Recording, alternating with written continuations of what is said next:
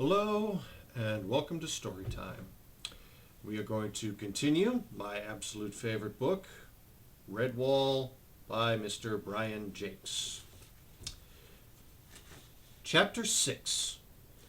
The horse had gotten away safely. It was the hay cart that suffered the most damage. Bolting recklessly from side to side down the road, the blinkered animal failed to see the twin stone gate posts on its right.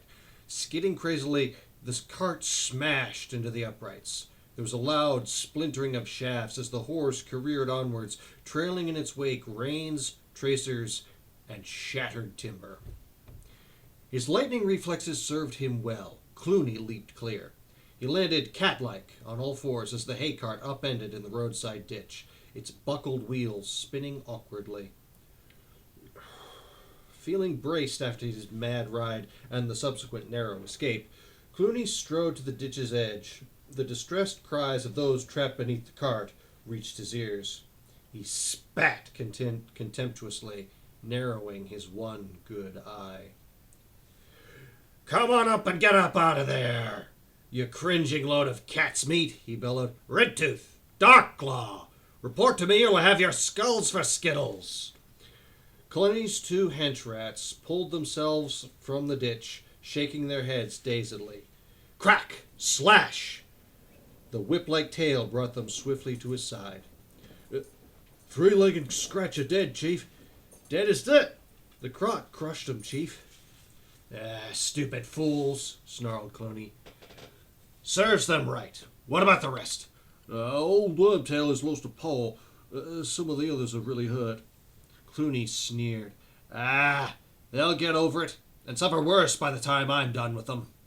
They've gotten too fat and sluggish by the tripes. They'd not last 5 minutes in a storm at sea. Come on, you dead-alive ragbags, get up here and gather round." Rats struggled from the ditch and the cart, frantic to obey the harsh command as quickly as possible. They crowded about the undamaged gatepost, which their leader had chosen as a perch. None dared to cry or complain about their hurts. Who could predict what mood the warlord was in? "Right!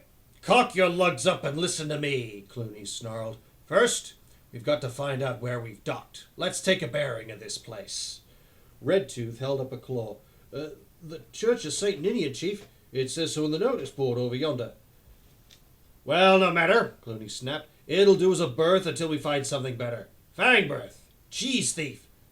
Here, Chief. Scout the area. See if you can find better lodging for us than this heap of rubble. Trail back to the west. I think we passed a big place on the way." "Aye, Chief." "Frogblood. Scumnose." "Chief." "Take 50 soldiers and see you can gather round up any rats that know the lie of the land. Big, strong rats. Bring along weasels, stoats, and ferrets, too. They'll do in a pinch. Mind now, don't stand for arguments. Smash their dens up so they won't have homes to worry about. If they refuse to join up, then kill them there and then. Understood?" "All clear, Chief." "Rag gear, mange fur. Take 20 rats and forage for supplies. The rest of you, get inside the church. Redtooth, Darkclaw, check the armor. See if there are things that we can use as weapons. Iron spike railings. There's usually enough of them around a churchyard. Jump to it." Clooney had arrived. Chapter 7. Matthias had never stayed up all night in his life. He was just a bit tired, but strangely excited. Great events seemed to have been set in motion by his news. Immediately upon being informed of the hay cart incident, the abbot had insisted upon calling a special council meeting of all Redwall creatures. Once again, Cavern Hall was packed to the doors, but this time it was for a purpose very different from the feast. Constance and Matthias stood in front of the council of elders. All about them was a hum of whispers and muttering. Abbot Mortimer called order by ringing a small bell.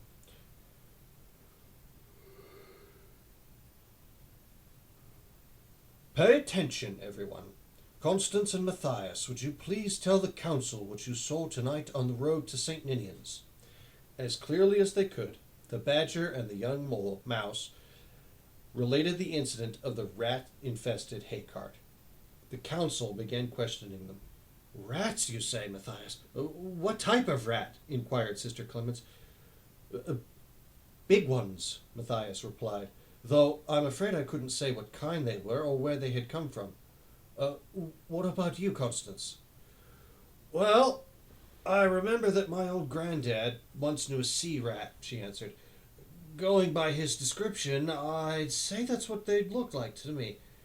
And how many would you say that there were of these rats? Father Abbot asked. Couldn't say for sure, Father Abbot. There must have been hundreds. Matthias? Oh, yes, Father. I'd agree with Constance. At least 400. Did you notice anything else about them, Constance? Indeed I did, Father Abbot. My badger senses told me right off that these were very bad and evil rats. The badger's statement caused uproar and shouts of "Nonsense! Pure speculation!" and "That's right! Give a rat a bad name!" Without even thinking, Matthias raised a paw and shouted aloud, "Constance is right! I could feel it myself. There was one huge rat with a ferret skull on a pole. I got a good look at him. It was like seeing some horrible monster." In the silence that followed, the abbot rose and confronted Matthias. Stooping slightly, he stared into the young mouse's bright eyes.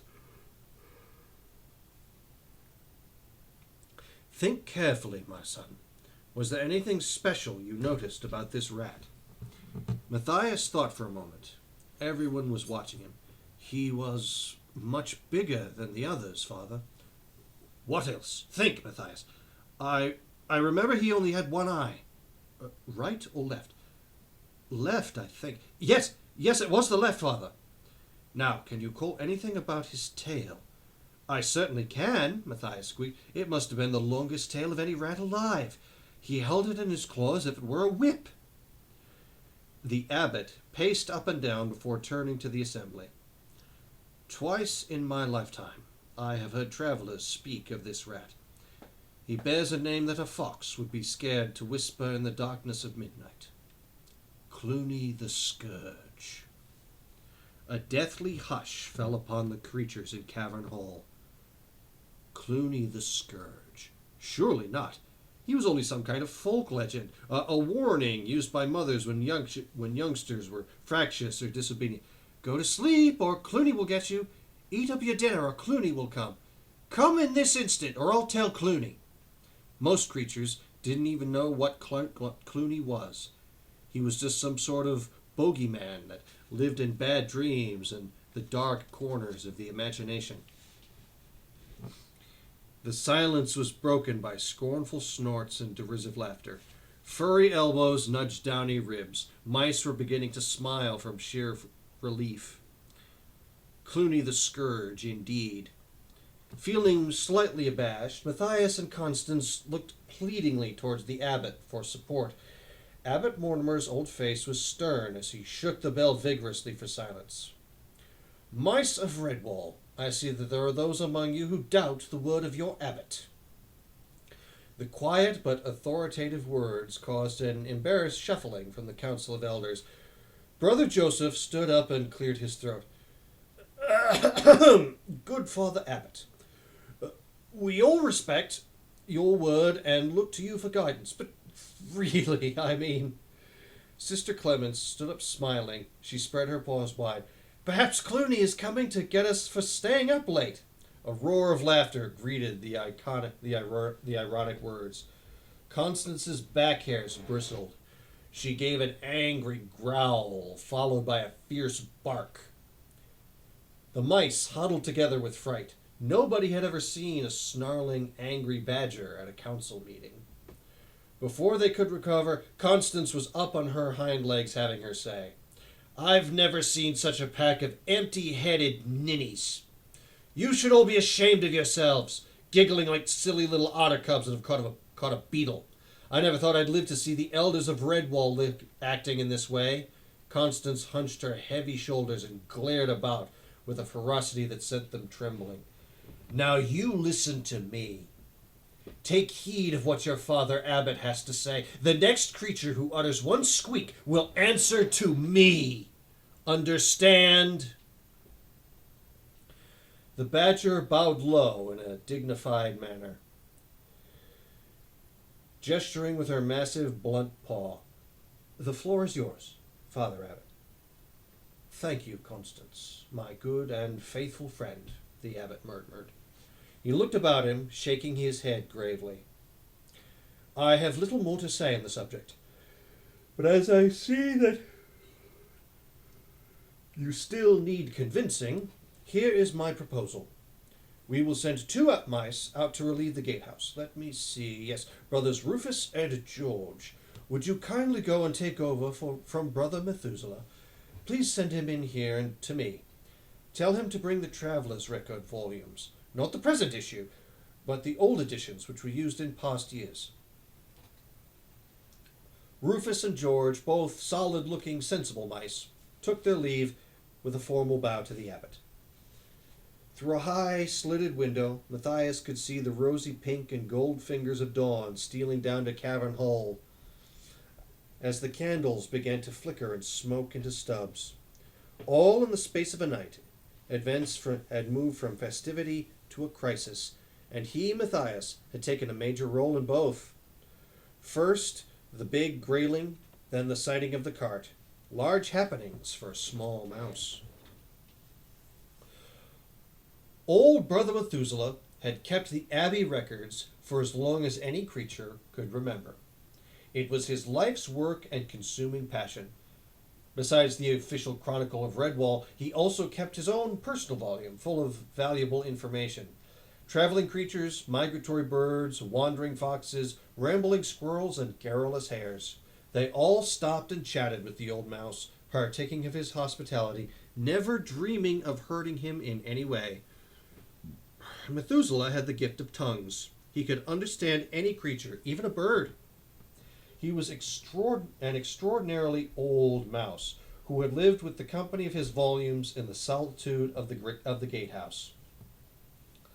Seated in the Father Abbot's own chair, Methuselah took his spectacles from a moss-marked case, carefully perching them on the bridge of his nose. All gathered round to hear as he opened a record book and spoke in a squeak barely above a whisper. "My Lord Abbot Cedric. It is Cedric, isn't it? Oh, botheration. You'll be the new Abbot Mortimer, the one who came after Cedric. Oh, dear me, I see so many of them come and go, you know." "My Lord Abbot Mortimer and members of Redwall. I could refer to the record of winter 6 years past." Here the ancient mouse took a while to leaf through the pages. Yes, here it is. Late in November, year of the small sweet chestnut, from a frozen sparrowhawk come down from the far north. Peculiar chap, spoke with a strange accent. I repaired his right-wing pin feather. News of a mine disaster caused by a large savage sea rat with an extraordinary tail. It seems that this rat, Clooney they called him, wanted to settle his army in the mine. The badgers and other creatures who owned the mine drove them out. Clooney returned by night with his band of rats, gnawed away and undermined much of the wooden shoring.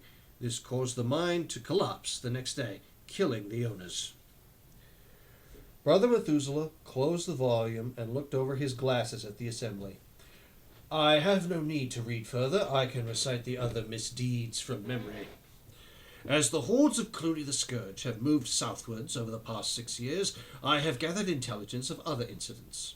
A farmhouse set alight later that same year, piglets, an entire litter of them eaten alive by rats. Sickness and disease spread through livestock herds by Clooney's army. There was even a report brought to me 2 years ago by a town dog.